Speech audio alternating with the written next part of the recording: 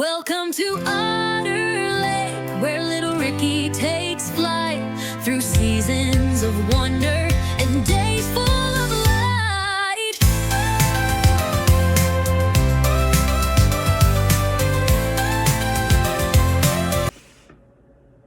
Well, hello everyone. Rick Gauthier here, the author of Little Ricky the Boy from Otter Lake, Little Ricky the Lad from Otter Lake Adolescent Adventures, and Little Ricky the Young Man from Otter Lake. Today's focus in reading with Ricky, a new chapter today, is going to be on chocolate. Chocolate is a very good thing. I absolutely love chocolate. I hope you do as well.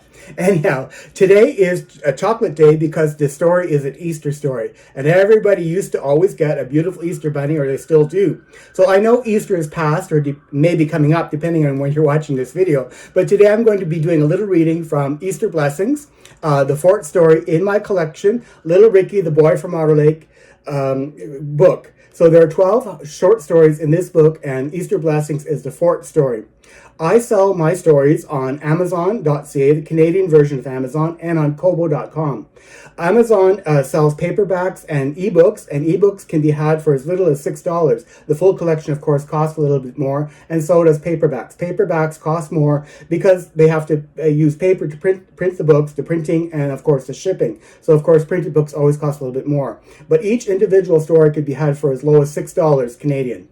You can also buy the story individually, which is what I'll be reading from today, Easter Blessings. So again, who am I? I'm Rick Gauthier, like I said, and I'm the author of these short stories called the Little Ricky series of short stories. And I'm an author using my talent to help other people. I don't believe in earning all the money or being rich and famous myself. That's not my goal here. My goal is to raise money to help the poor.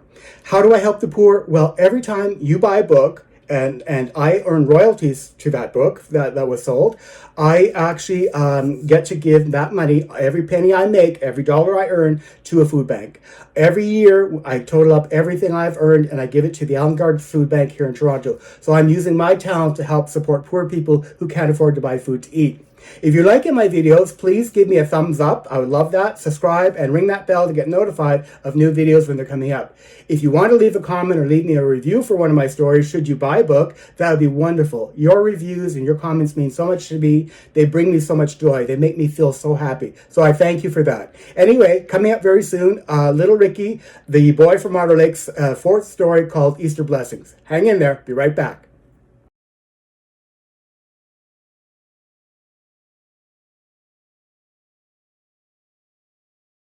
So I'm right back. Here we go. This is Little Ricky Easter Blessings. This book can be purchased individually from Amazon.ca or Kobo.com. It is Little Ricky Easter Blessings. You can buy it individually, or you can also buy it in the collection, which is called Little Ricky the Boy from Otter Lake, which has 12 heartwarming short stories. But today, for Reading with Ricky, we're going to focus on Easter Blessings. In Easter Blessings, here is the artwork that I've prepared. It is Easter memories from Otter Lake, Quebec, from back in the 1970s. I write historical fiction, and my stories are focused on a special time back in the 70s and the 1980s. So, Easter Blessings, here we go. Little Ricky Easter Blessings.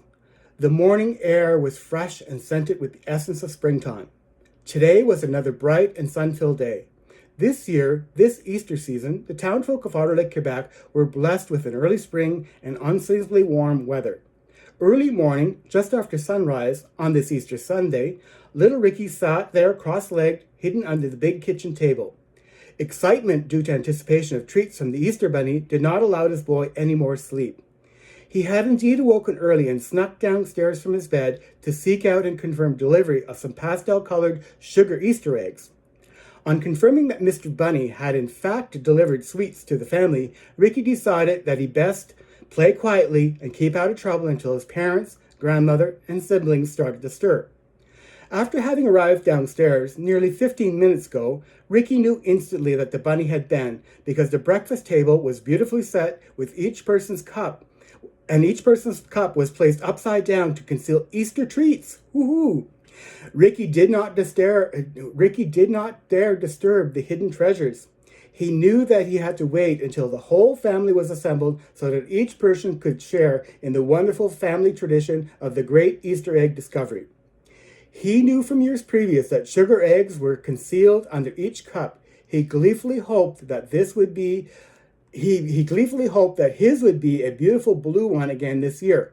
However, he thought, whatever the color of his sugar egg, it must stay hidden for now.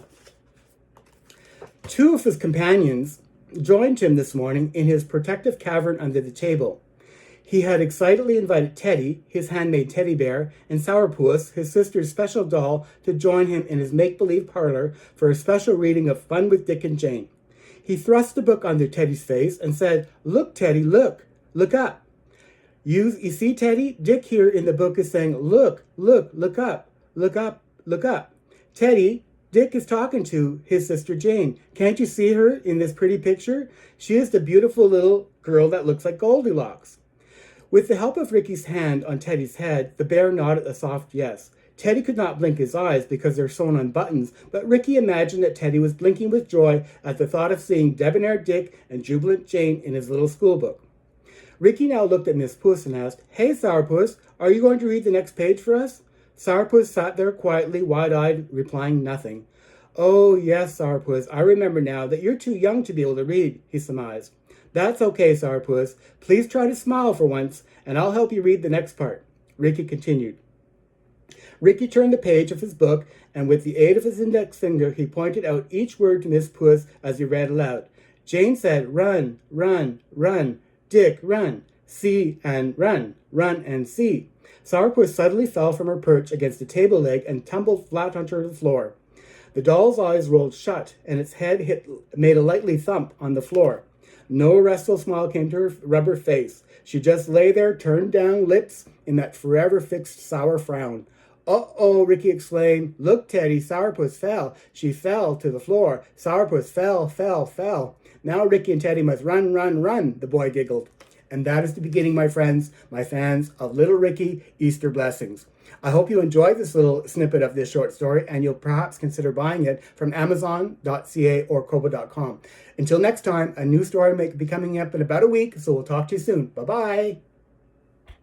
Welcome to Otter Lake, where little Ricky takes flight through seasons of wonder and days full of light.